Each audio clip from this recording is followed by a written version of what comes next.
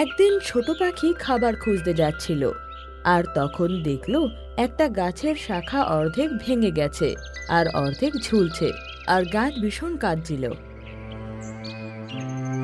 আরে গাছ দাদা, তোমার কি হয়েছে? এত কেন কাঁদছো? ছোট্ট পাখি, সাহায্য করো।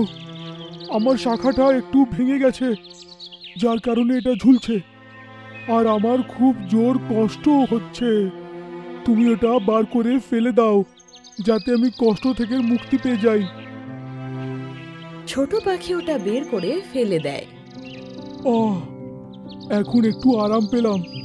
তুমি আমার খুব সাহায্য করেছো আজকে। তোমার যদি সাহায্য দরকার, তুমি যে কোনো সময় আমাকে বলতে পারো।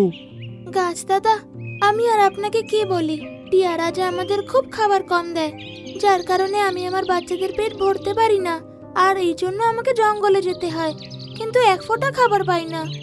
তুমি খাবার চিন্তা করো না ছোট্ট পাখি। আমি তোমায় এমন জিনিস দেব যা দিয়ে তোমার এই সমস্যাটা সবসময়ের জন্য শেষ হয়ে যাবে। গাছ দাদা বলো, সেটা কি? আমার গাছের নিচের শাখায় একটা সবুজ রঙের আপেল আছে। ওটা জাদুর আপেল। সেটা তুমি নাও, এতে তোমার সব সমস্যা শেষ হয়ে যাবে।